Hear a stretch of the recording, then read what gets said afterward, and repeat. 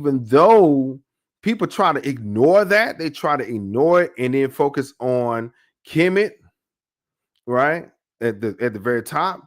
But Meroe, that the Empire Kush had their own knowledge. They had their own bits and pieces of information that need to be studied. Okay, so let's go.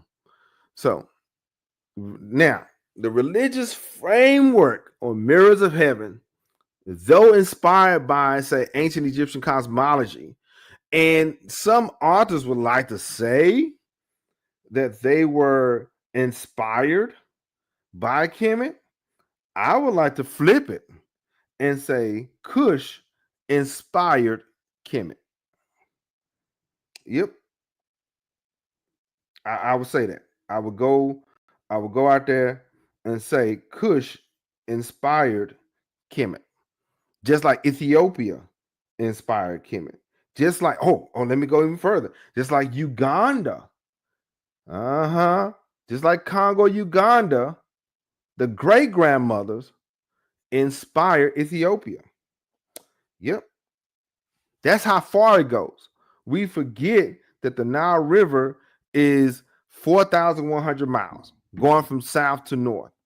Okay, so deities, Neteru, like Epidemic, Sebi Umeker, and Mendelis held central roles. Okay, we'll talk more about them in a few minutes, though. Local myths, local Neteru emphasize fertility, solar kingship, cosmic warfare. Okay, and so we had kings. Okay, this is by the way, this is a picture of Mandulis, and we'll get to him in a second, because for a while we have been talking about Epidemic, and there were others. See what I'm saying? There were others. And so local myths emphasize fertility, solar kingship, cosmic warfare, and ancestral kingship. The king, okay, the king or courting, the king was a secular leader and the high priest of the South, embodying Heru, Amun, and the lion-headed Epidemic. That was another reason why, I believe, Nubia or the Kushites were not easily overtaken. Yeah, that was, I think, the reason why the Nubians weren't easily overtaken was because they represented, in a sense, the lion. Okay, yeah, it's Leo season. So remember, just remember the Meroic script. A word for king or ruler is Kore. Okay, so his coronation was a divine rebirth, aligning with the gods and the stars as well. Let me throw this in here, and the ancestors. Queens and Kandiki also played a pivotal role. They played a spiritual role, and it was seen as protectors of shrines and cosmic matriarchs. So we discussed the queens of Nubia, we discussed Amani Reynos and many others, but the kings were important and the queens were important. They were one and the same. Okay, they were expected to represent the lion-headed Epidemic. They just like in Kemet, where they represented Heru or they represented Amun, where it depends on the seed, depends on the dynasty, because the old dynasty, I know I'm taking a side quest on this, but the old dynasty, they had a different system, right? Similar system, but the Neteru was different. They used, say, the Ennead and Osiris, right? But as time went on, they went from Ra to Amun, right?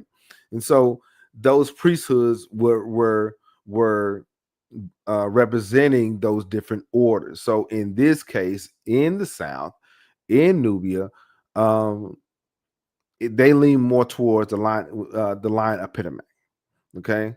Now, like I said, the queens and Kandikis also played a spiritual role, protectors of the shrines and cosmic matriarchs. So we talked about the role of women and the priesthood in the Nile Valley, the priestesses in the Nile Valley. Check it out. And so now, core cosmological beliefs. Okay, core cosmological beliefs. The universe in Kushite culture, in Kushite science, was seen as an expression of Ma'at, living principles of balanced truth and divine geometry. Temples were buildings they were buildings, cosmic machines, calibrated to solar and stellar as well as lunar events. The science was heavy. The knowledge was deep. Okay, it was not just in Kemet. It wasn't just in one place. The rituals were meant to align the nation with the heavens, with the Neteru. The stars were the ancestors, and that is an African thing to where you look up at the stars and you think that the imperishable stars are your ancestors. Okay, lines with solar forces and rivers were lifelines to the Neteru. Okay, time was marked by sacred festivals such as New Year alignments. Okay, Sirius and Subdet, Epidemic solar processions, rituals at Jebel Bakar Cave, believed to house the divine womb of Amun's creative force and power. So, so check this out. In a few weeks, I think towards the end of August, we're going to talk about the ancient astronomers of Nubia and how, what is that? Naphtali, the place called Naphtali, was in line with the constellation of Taurus. We're going to talk about that. We're going to talk about the ancient astronomers of Nubia because, yes, these were three major kingdoms, Napata, like Kerma, Napata, and Metairie, but there were some people that were there before them in the south, lining the stones up, making temples, and lining them up with major constellations such as Taurus, right? We're going to get into that. So far, if you are enjoying this content, hit the like button and subscribe for more. If you're enjoying Nile Valley culture, Nile Valley knowledge, if you enjoy Kush, if you enjoy Kemet, if you enjoy Ethiopia, like and subscribe. You know what I'm saying? Let's get it. Now, here we go. Major Kushite deities or Neteru, divine forces of the African kingdom. Yep. So now we're at the threshold of Kushite understanding. Having laid the, in a sense, historical and spiritual foundation, let us go. Let's turn our gaze towards the divine realm itself, towards the cosmos itself, towards these sacred forces that animated these places and spaces and govern the destinies of the nations. So for the Kushites, the Neteru and the ancestors weren't distant abstractions. They weren't like mysteries or whatever. They were living presences, just like our DNA, just like we would say our ancestors are always with us, right? Because they're genetically connected to us. So the Neteru in Kush, embodied in lion forms, manifested in the sun's burning face, they can be heard in the rustle of the papyri and the hiss of the sacred serpent. These were more than myths, I guess you could say, or just forms of entertainment. They were systems of memory, energy, and governance. So we're going to go deeper into this kind of into the cosmos, deeper into the temple knowledge, into the shrines of Apenemak, Amun, Mandulis, and the fierce lioness goddess who stood at the gates of birth and death. Yeah, what were their symbols? We're going to talk about that. What forces did they regulate, and how did these Neteru embody the spiritual laws that still whisper along the Nile Valley? Because there are Swan people, and there's some people in northern Sudan that still connect to that, that still ascribe to that. I'm on TikTok, and there's some fam out there in TikTok that still push Kush and Nubia, and they're from that area.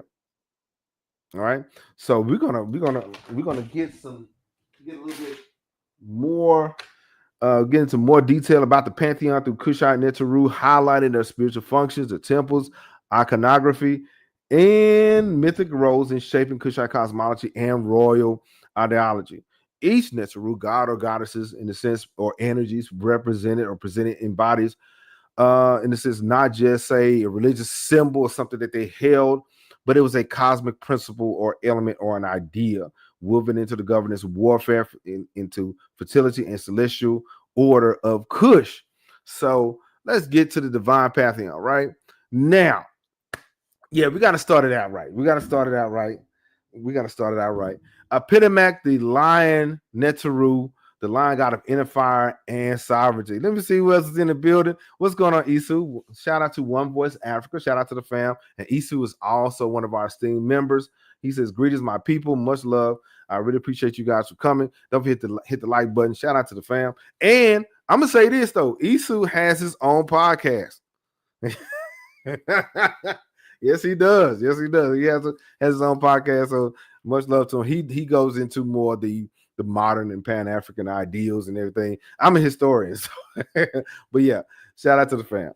So I put him at the lion god of inner fire and sovereignty. Okay, so this was the Netzeru, the lion head of a man wearing a crown, often shown wielding weapons or dominating captives. Sometimes you see him with this staff here, or sometimes you see him yoking up somebody.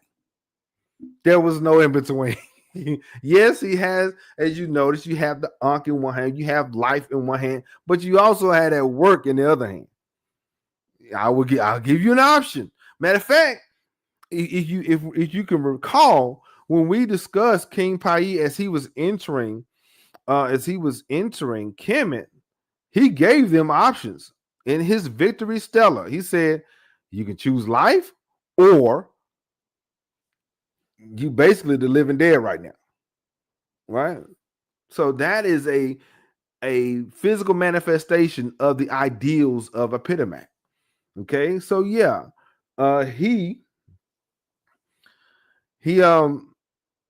had weapons or dominating captives. There was another picture, like the Lion Temple of Naka, where he had them people yoked up. Sometimes he shows portrayed with 3 heads and 4 arms. Now, when you see him portrayed with 3 heads and multiple arms, it's representing he's the past, present, and the future at the same time. All right. So temples. Okay. Oh, well, I really appreciate it. I thank you very much. Thank you, Brother Issa. Thank you very much. Much love to the family. He gave me a super chat. I really appreciate it. Thank you very much. Thank you. You guys support, help me do what I do. Okay. Be it this StreamYard space, be it the research that I do. I really appreciate you guys' support. And thank you very much. And so, yeah, so like I said, the Lion Temple of Naka was one of his major temples. We broke that down. Messerawat as Sufra. These were powerful centers of Epitomac worship and veneration, both richly adorned with reliefs and knowledge. Okay, yeah. So, and now he represented controlled aggression. That was the thing. This man, Epitomac, represented controlled aggression. Right? That means I can handle this in a certain way, or I can be cool about it. Right? I can be a crash out. I can go left. Okay, but I don't have to. That's the thing. We have to learn this kind of balance. We have to learn this concept where, yeah, you are just, and most of the time dealing with this controlled aggression, y'all, dealing with this controlled aggression, it is a sense where it shows us how to handle our emotions. Right now, we as a people are a very emotionally charged group of people. Okay. And at the drop of a hat, at any given time, we ready to go in. We got to have that Haru and Maquette ideology or mentality where you have the head of a man, body of a lion, or Epitomac, head of a lion, body of a man. I can do it, but I really don't have to, right? I should, but I don't. Not now, right? Controlled aggression, masculine solar energy, or divine masculine. Okay, we hear about the divine feminine a lot. Okay, but this, I believe, Epitomac represents the divine masculine in a sense, right? Divine kingship and sacred protection. Unlike Amun-Ra's lofty invisibility, Epitomac is in your face. Okay, he's dynamic, he's fierce, and he's up close and personal. He plays no games, right? So he's But I'm gonna say this: he's more than say the god of war in a sense. He's also a regulator. Okay, he bridges fiery forces of the inner sun with the authority of the king. Okay, you can't always be a crash out all day. Okay, you can't be destructing all the time. You got to build too, right? So he represented the say the heroic military, the might of the military, and divine right to rule, justified anger. Okay, the reason why Kush had to push into Kemet was because Rome overtook them. Divine retribution, divine anger, right? So it's, now he especially, and the thing is, he also was connected to the queens, especially under the queens like Amani and Rhaenys. They aligned with this power. All right, let's continue. So we also, I had to now really quick. Unlike the deity of the Egyptian pantheon, where the Egyptians worship Heru as a falcon, sky god, or Set, the god of chaos, the Kushites brought forth a new divine figure rooted in their own environment and worldview. You got to make that system work for you wherever you are, right? A Epidemic is shown, like I said many times, like I said before, and as a man with the lion's head, not just a symbol of brute strength, but cosmic authority, animal wisdom, and transformative energy. Now, that so now we have Amun, the hidden one, and kingmaker of Kush. We normally would hear when we hear Amun, he's only up there in Kemet. Now, Amun, the hidden one, was further south, and I've been told even in Ethiopia. Yeah, that's what I've been told. Okay, let me see what's going on, Jadami William, lion headed. Yeah, line that lead the truth from the front, a line that leads the truth from. We talked, we talked about that. Okay, we talked about how when King Pai, I know I'm going backwards, but when King Pai, when he addressed the people, he said, "Your leaders out there are cowards, and we're gonna show them." Yeah, you could say you the king here, but you don't act like one, right? Yeah, a line that leads the troops from the front, not behind, not pointing, saying y'all go and just report back to me. No, no. Now we have Amun, the hidden one, right? Now, now I'm gonna get to that in a second. I'm gonna get to it now. Amani in Kush, the name of the word Amani in Kush became more indigenized, though adopted from Waset. Okay, and so Amun was not a colonial import, but a localized cosmic father in Nubia. Okay, what's going on? What's going on? African output. What's going on? What's going on? And remember, the place called Jebel Bakar was believed to be the physical dwelling of Amun, according to the Nubians. It's a pinnacle shaped like the serpent or the wajet, okay, viewed as divine architecture. Amani in Kush, like was more localized. So the word Amani, so because for many for a while, I really thought we kind of wrestled with that. We was trying to figure out, okay, we hear the term Amani when it came down to the names of kings. So now the title, the word or title Amani in the front of the name represented a moon. So you guys guessed correctly. You guys were correct on that to assume that the name Amani was a title and it reflected the hidden one. Okay, many Kushite rulers bore the names like Taharka or Amani Tori, affirming the descent and divine approval through Amun. Yeah, so that's very important. And yes, that I'm the Holy Spirit. Yeah, force and power, right? So, um, now they had oracles, like just like in Kemet, they had seers down there in the south, right? And so the god, the Neteru and the ancestors spoke through oracle statues and divine processions. Kingship was often confirmed by the movement or silence of the Amun image in response to questions of rulership. Amun as a hidden Neteru, the unseen, or Amani represented that divine order. It represented the breath behind the throne. Now, check this out. Whenever for Brother Ferguson and Brother Mo, whenever you see the Netaru, we have a king here, right? Whenever you see a king right here and a Netaru of some kind of image or falcon or ram, this is Taharka, and the ram, this is uh Kafre. Not Khufu, not Menkaure. This is the builder of the second pyramid, Khafre, right? And this is Haru. This is the old kingdom here, and this is Taharka in the 25th dynasty, right? Notice the Netaru behind them. That means that that basically is saying God is behind this person here. Okay, God is embracing this person here, or God is a force and power behind this person. Okay, so we have like a moon behind Taharka, the hidden one behind him, and Ra behind Khafre.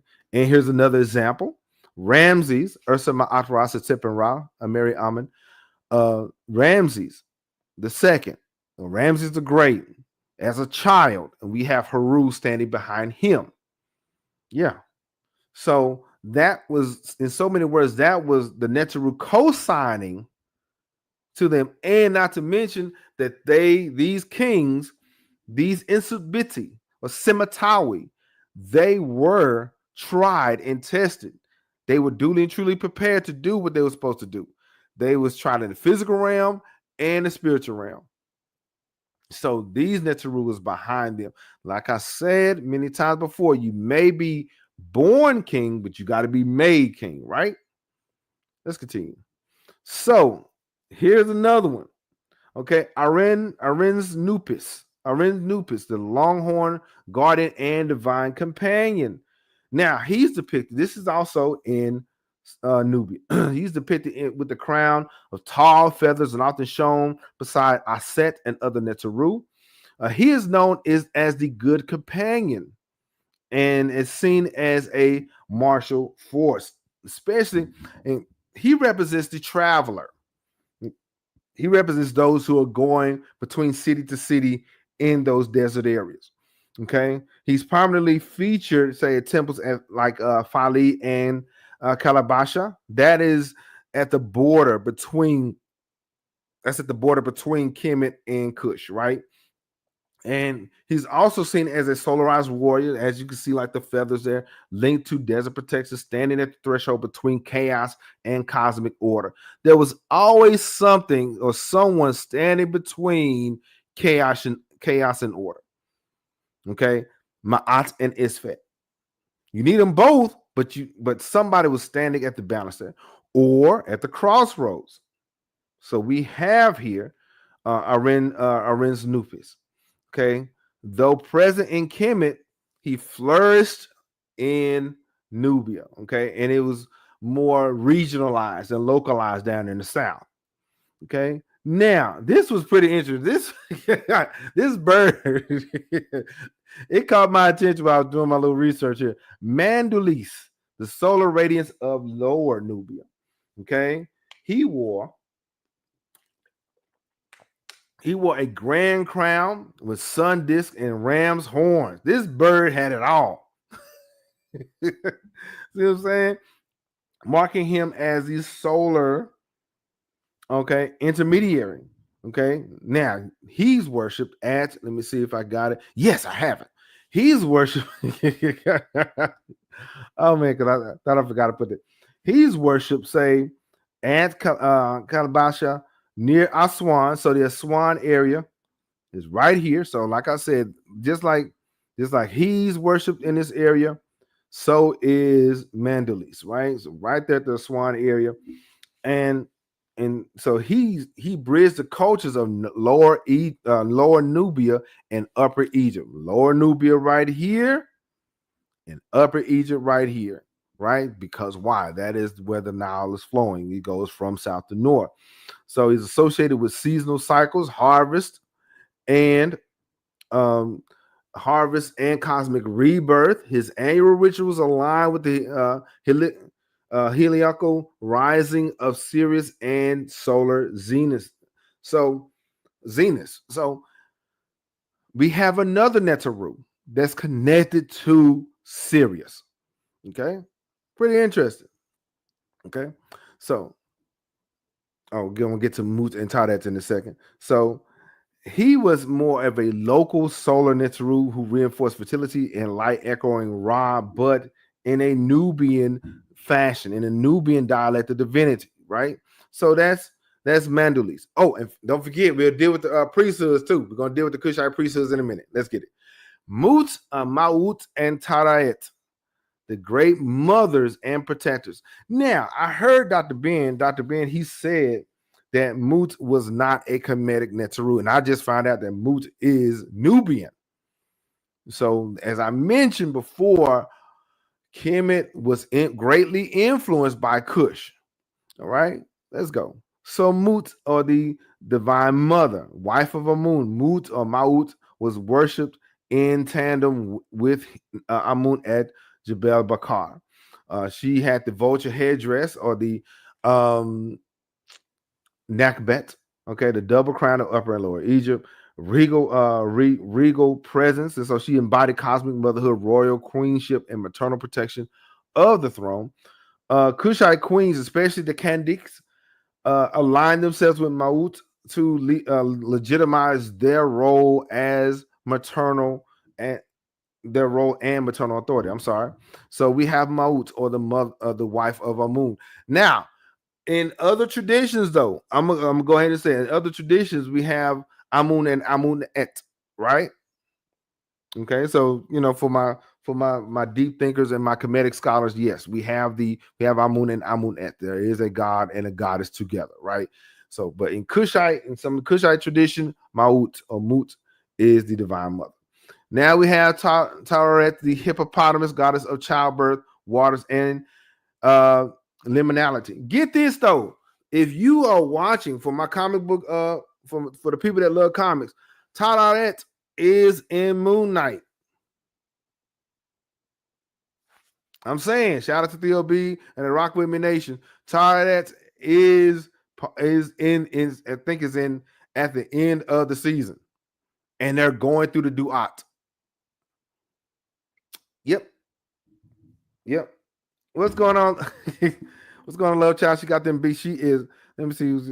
Yeah, Love Child. Yeah, Love Child, the producer. She's awesome. If you ever want to enjoy mixtapes or some sounds to chill out to, check out. All right.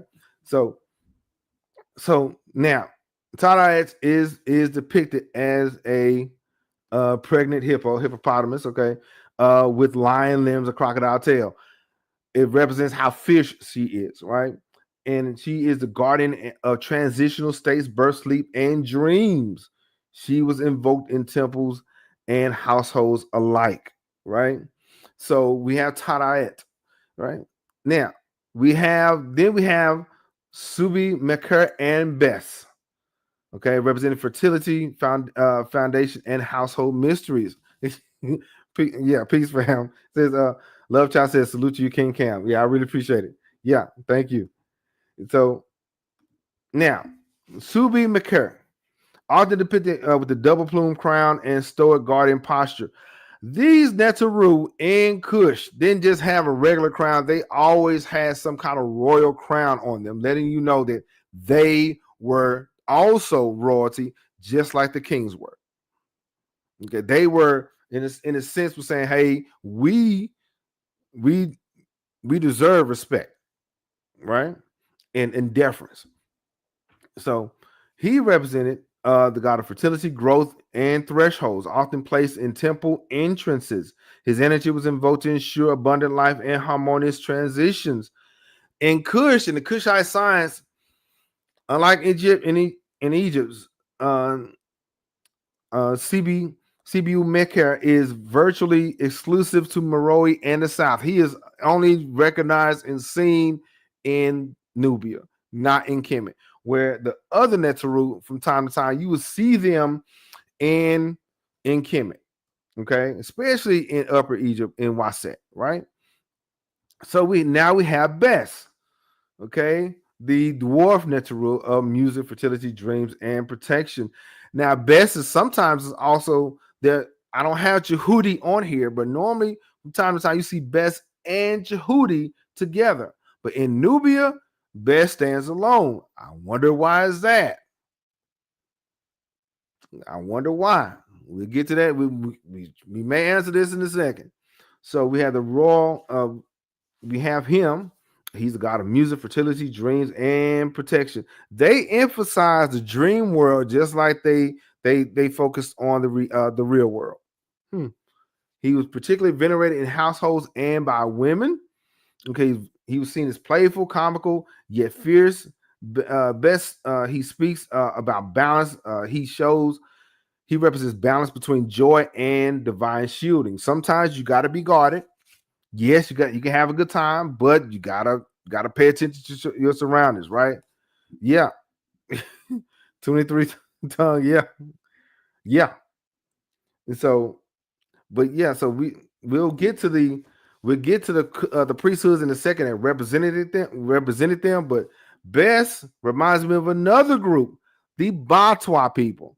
That's the reason why I believe that Bess and Nubia was standalone. It was not really connected to Tahuti. Why? Because the Batwa people were the people of the Deep South, of Congo, of Uganda. The Batwa people, uh, in a sense, represented best. And to my understanding, you guys help me out. I was told that the Batwa people had the most ancient and sacred sciences in African cosmology. Yeah, he had. So the people of Batwa, people of Europe would disrespectfully call them pygmies. We don't do that. We call them as they are, the Batwa people. Okay, and so yes, they came from the Congo area, and you see the Nile right here, the point of the Nile going up. This is where they are. Okay, and so far, I know you can't see this, but so far we talked about the divine pantheon, the temples, stargates. Yeah, we're about to get into a little bit of we're about to get into the temples, stargates, and the hidden orders and the Kushite priesthood. We're gonna get to that in a second. Yeah, so yeah, Bess is always sticking out his tongue. Yeah, he always making fun of somebody. So we're gonna talk about legacy, survival, modern reconnection, and Ujumbe member shout outs and special shout outs and Q&A if we got time, right? Because here's why. This is really quick. This is like this week and last week was our first time coming back as teachers. So it kind of threw my pacing off. And so I'm normally we have an extended Q&A and things like that. We may or may not have the time for that, but I do want to talk to the fam and get into it, because next week we will be going back where school officially starts at the high school. So yeah, so let's get it. The temples and stargates. Now, Jebel Bakar, the holy mountain, okay, was seen as the earthly dwelling of the god Amun, right? Rising dramatically from the desert floor, its sandstone peak bears a natural spire resembling the rearing cobra, the Wajet or Uraeus, okay, a symbol of divine kingship and protection. This striking formation reinforced the mountain status as a divine throne for the Neteru, right? This was the place where the kings and the Neteru, in a sense, connected. This site became not just a landmark, but a sacred axis, a spiritual meridian where heaven and earth met. So Jebel Bakar was that sacred space. And not only it was called the Holy Mountain, but it was also called a pure mountain. And it had inscriptions titling it as the pure mountain. It echoed the Egyptian concept of the primordial mound, rising above the primordial waters of Nun, right? And so the sacred hill that emerged from the chaotic waters. And so at the beginning of time, the Zep Tepi, okay, its naturally carved pinnacle resembled the Wajet. The caves in the mountain were seen as divine wombs, symbolizing death, gestation, and rebirth. There was always, when it came down to an initiation process in Kush or Kemet, there was always some kind of death and resurrection or death and rebirth, connecting the mountain to feminine cosmic cycles. Jebel Bakar was also considered the seat of a moon in Nubia, making it its center of coronations, temple rituals, and cosmic communion. Okay, now temple orientation and star alignment, just like in Kemet, when we talked about Waset, when we talked about the temple of Karnak. Okay, these temples weren't, say, random constructions. Oh, this is a nice place, we're going to build something here. They were astronomical monuments embedded with sacred geometry and aligned in cosmic rhythms. They were important. Yes, it may be seen as ruins today, but as for those who studied with us and we dealt with, say, the temple complexes, this looks like the body of a man also. So this wasn't just in Karnak or in the temples of Kemet. A lot of cultures, a lot of people along the Nile Valley built their temples and their shrines to shape the form of a person. Okay, what do you think? Do you think? Like and comment below. Do you think that there was some kind of connection like that? And the architects behind this, do you think that there was a connection in the sense that every temple had to be in the form of a man? Let me know. So temples such as those at Naka and Mazawat as Sufra were aligned with the helical horizon of Sirius or Subdet. The star marked the Nile's flooding and the soul's rebirth.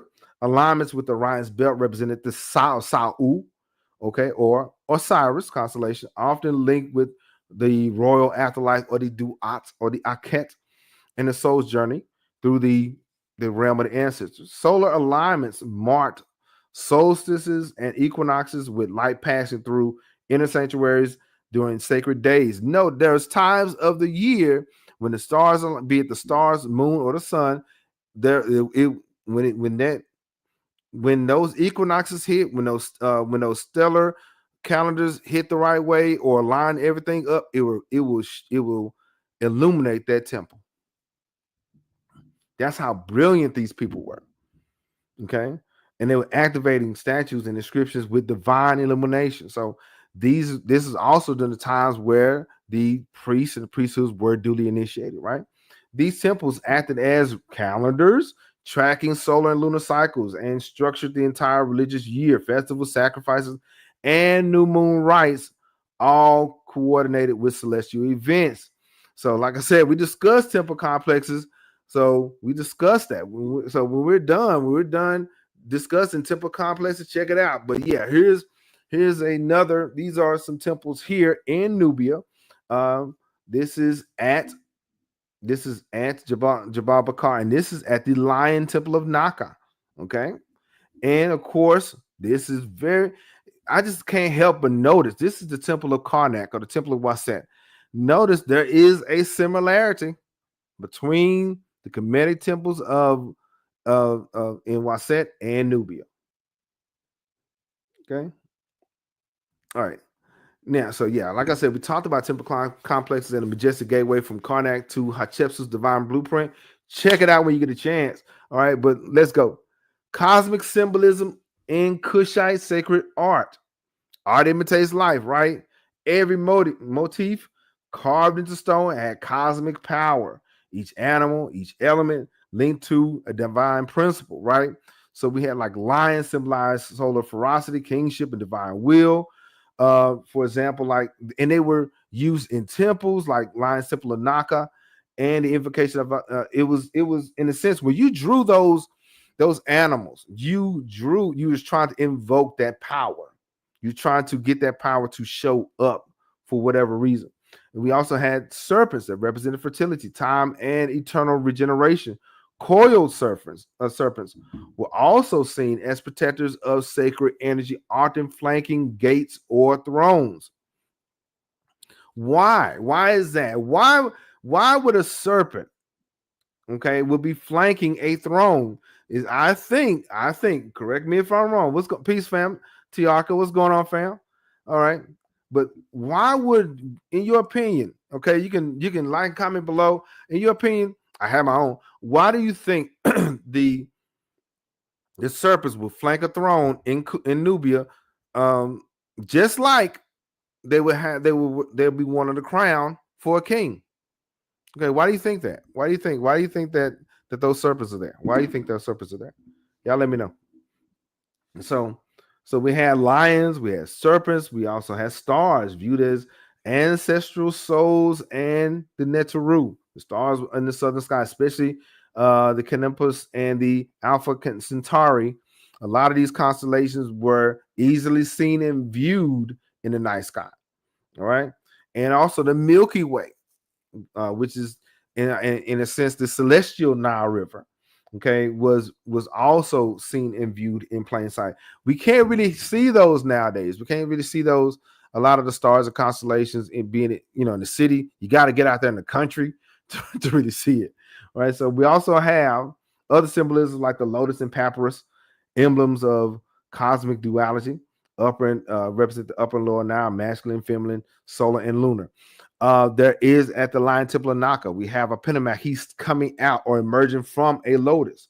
And some of the fam asked me, was the lotus a major thing in Kemet?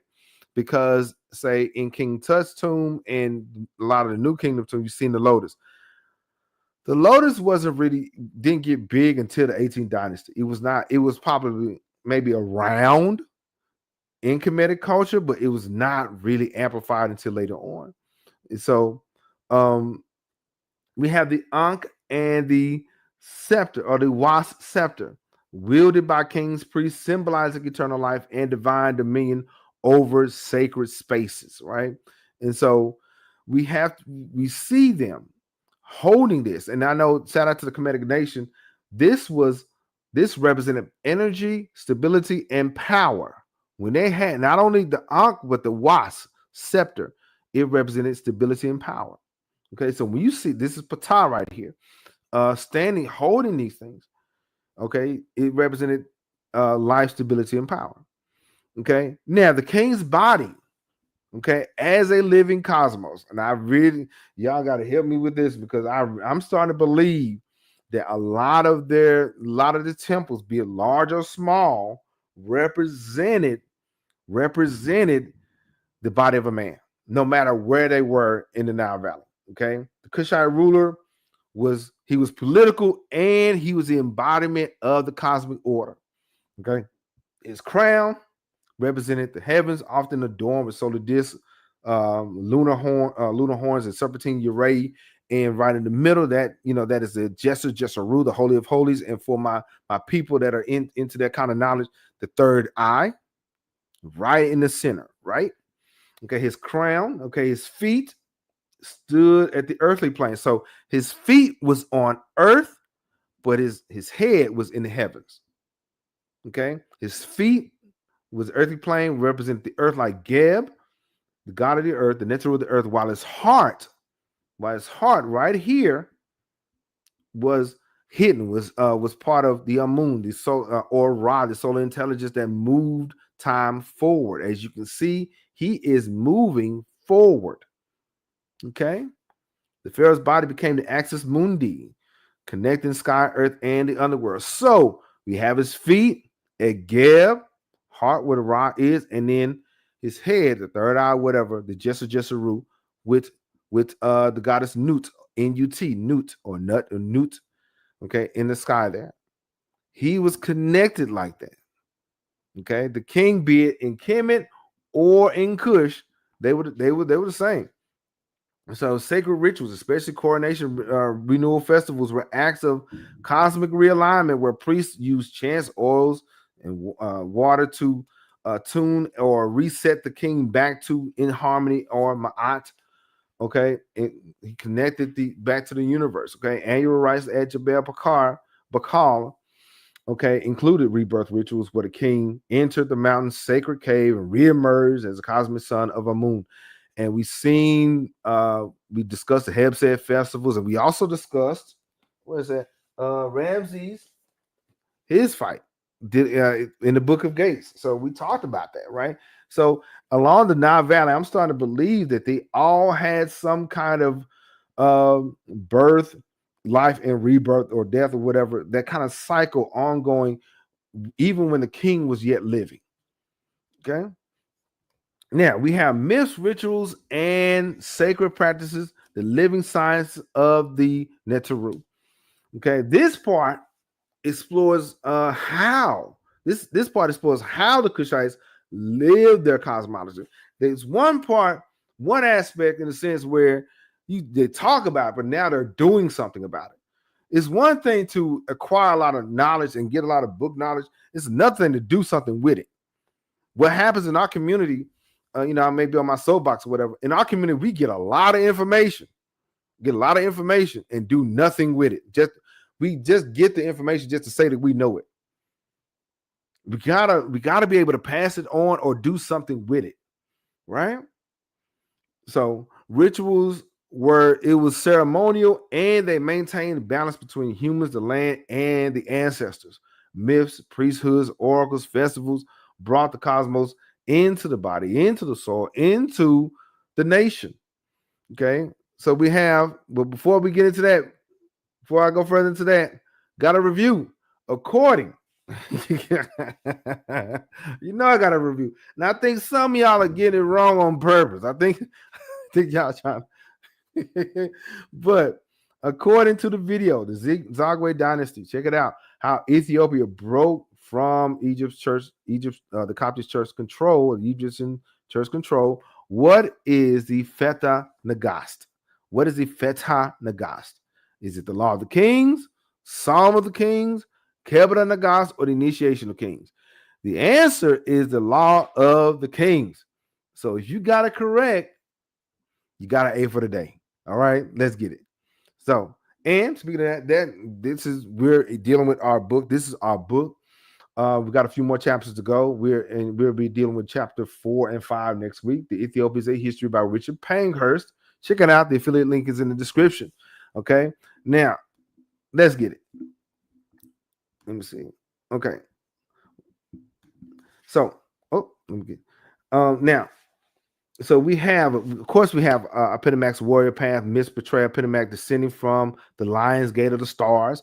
Now, dealing with the Lion's Gate and this time of year, which is August, which is Leo season, I wonder, was Epidemac developed or the idea came about when the constellation of Leo was prominent?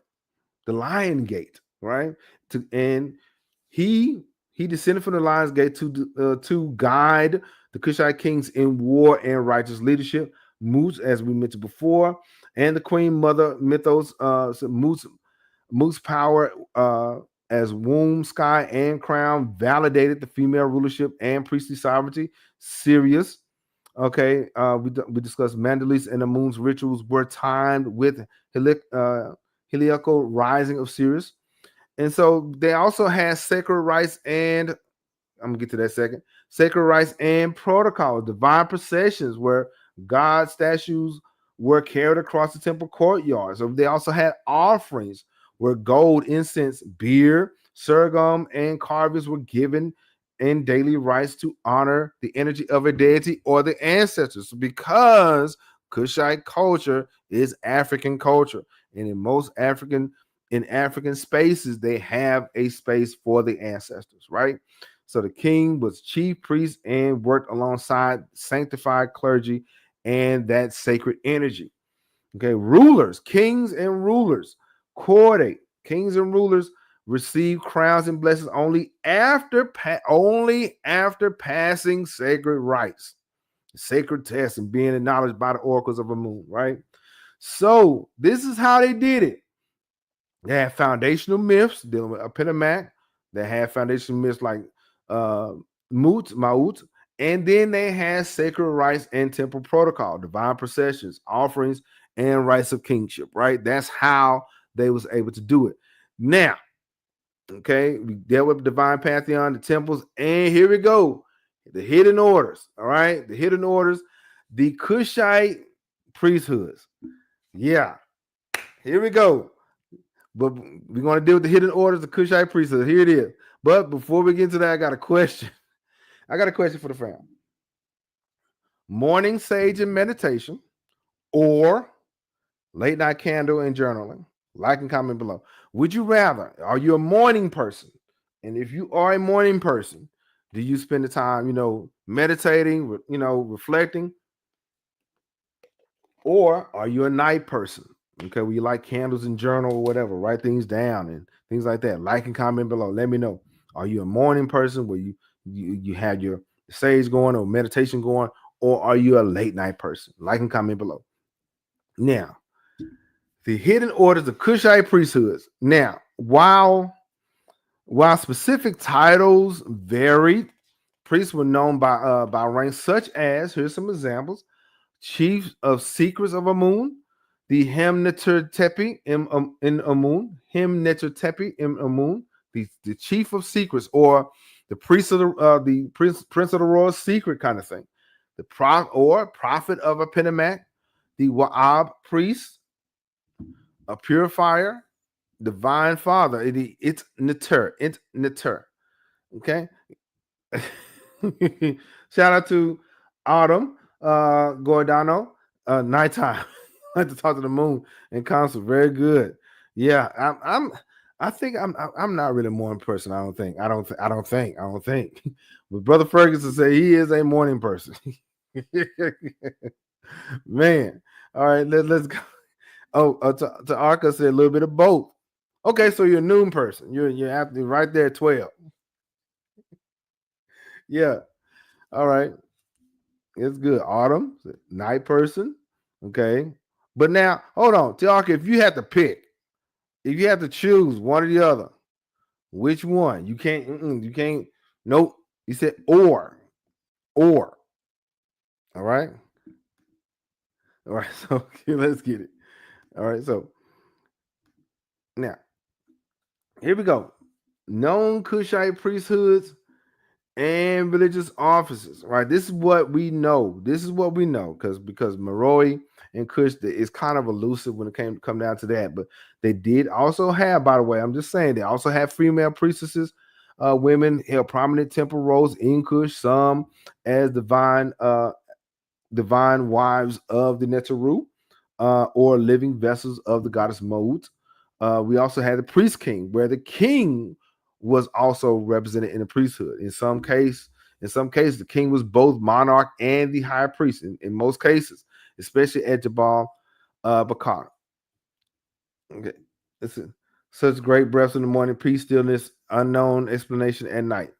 Okay, all right, let's go. Now, so we have. Now we're gonna get into the hidden orders, right? Here we go. I hope you got your pen and paper. Let's get it. The priesthood of Amun now there's a difference. There's a priesthood of Amun in Kemet, then there's a priesthood of Amun in Nubia at Napata. Okay. Him Neter, the servant of the god Amun. All right. This was a powerful class. This is a powerful group who maintained the temple of Amun at Jebel Bakar, considered the southern home of Amun. These priests were spiritual kingmakers, often initiating and legitimizing royal authorities. So they did wield a lot of power and influence, not only in Kemet, but also in Kush. Okay. These priests, they was also can be kings and royal family members, especially the queens in the priesthood of Amun held sacred roles and were sometimes priestesses or ritual officiants. So the priesthood, there are times in Kemet where the priesthood was separate, but in Kush or in Nubia, they were intertwined with the kings and queens of Nubia. Sometimes the kings and queens of Nubia were the priests, actual active priests. But in Kemet, no, not really. They got initiated in Kemet, but they had another priest, they had another group to do that for them. Right. But now, shout out to Queen Hatshepsut and Anita Smith. She broke that down really well, how Hatshepsut took on that priestly role. Okay. As she was building the temple, her mortuary temple at El Bahari, or the Jesaru. So this priesthood oversaw ritual processions, oracles, and divine communication akin to the Waset or Theban priesthoods in Kemet. they were similar. Okay, they were, but even though they kind of communicated and worked with each other, Kush, they had something different going.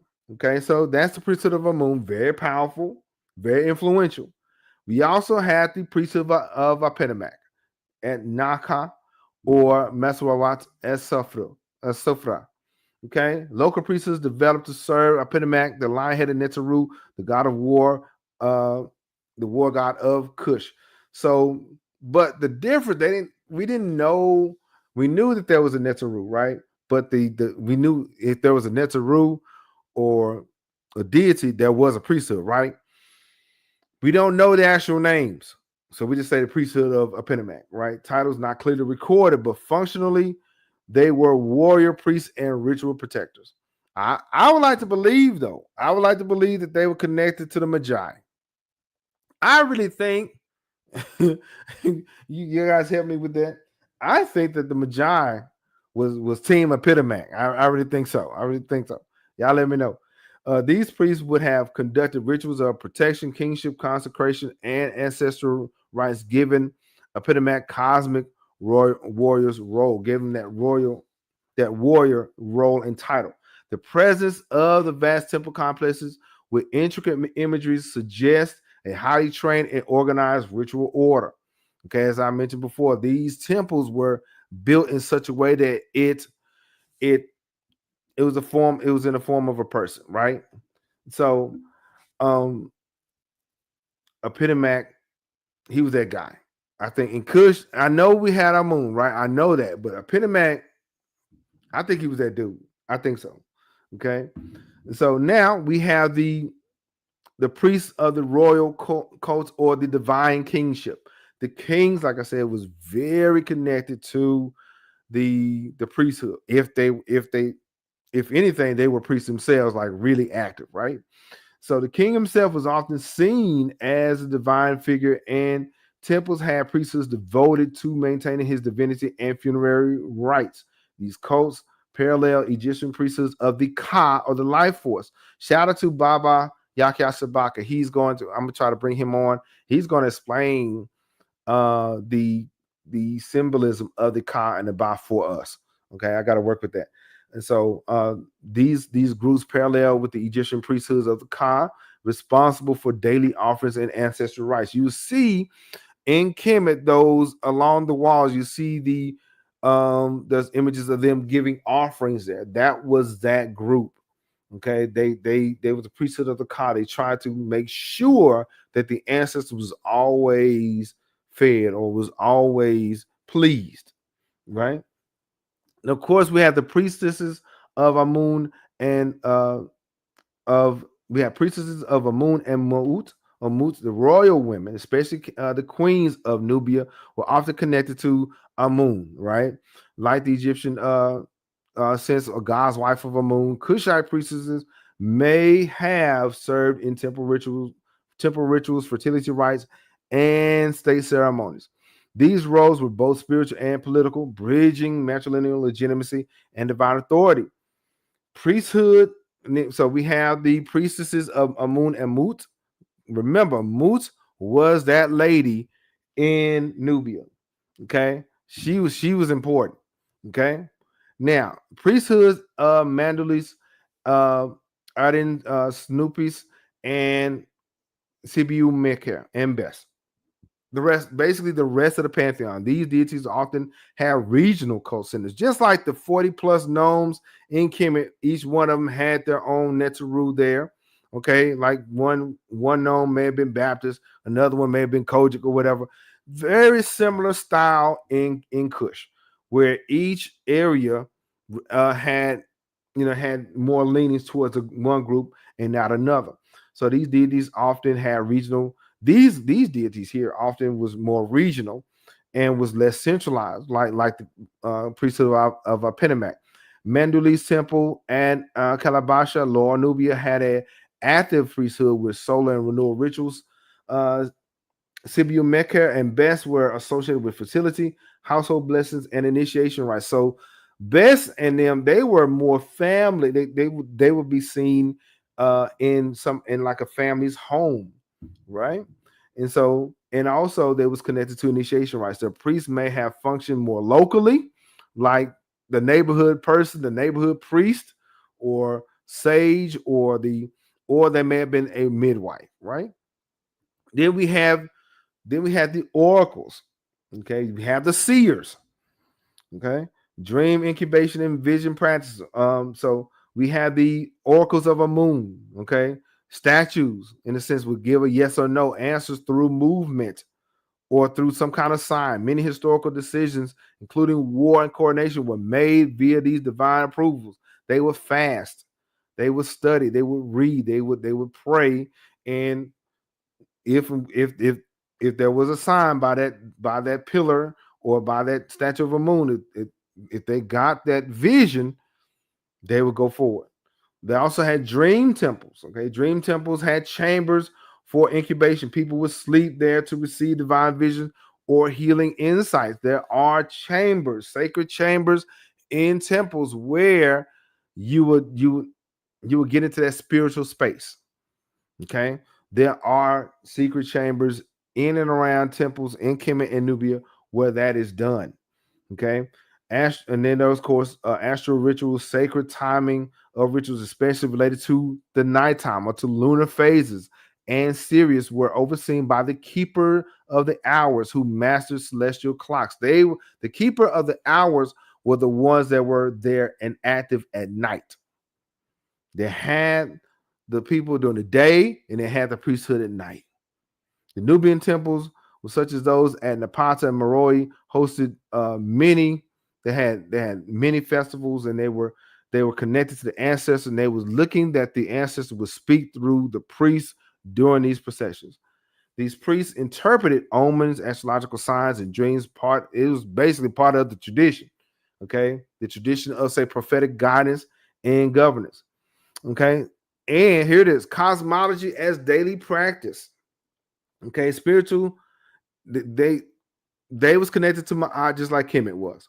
The king's reign was judged by how well he upheld Ma'at. Okay, this Ma'at was seen and understood further south, even into, say, Ethiopia. Okay, so this was not just a Kemetic thing, but it was a Kushite thing, also rooted in balanced rain cycles, military success, and temple harmony, right? Divine geography, sacred lakes. They had sacred lakes, mountains, lions, and palms weren't. It wasn't just something pretty to see, but it was connected to the spirit world and required daily attention. Just like the family in Europe, in the Yoruba land, they have sacred groves and sacred trees that was connected to the ancestors, right? So, yeah, there are some similarities. So, but before I get to that, hold on. So, this in a nutshell, we have the high temple priest, the priest of Amun. That was the head nature Amun. The Amun that was associated with the Amun of Jebel Bakar, the warrior priest that was connected to Apinamak, the royal priesthood or the royal court priest that was Hemka, or the divine kingship. The oracles, they was connected to Amun. The solar priest, most of the time, was connected to the priest of Mandulis. Okay, fertility or household and protection, that was connected to Bes and Sibiu Mekher, right? And of course, priestesses, queenship was connected to Amun and Maut, right? So there were some similarities, right? You've seen the similarities between, say, Kemet and Kush, but shout out to the fam, Tianis Tilleman. He said, I hope you do one on how Nigeria is connected to Kemet. Well, we may have to have that discussion, because we discussed how Kemet and Congo was connected. What about Nigeria? We may have to get into that conversation. Because the Nile Valley culture was not an isolated situation. We're gonna have to get into that. We have to get into that, because we talked about the African cosmos and how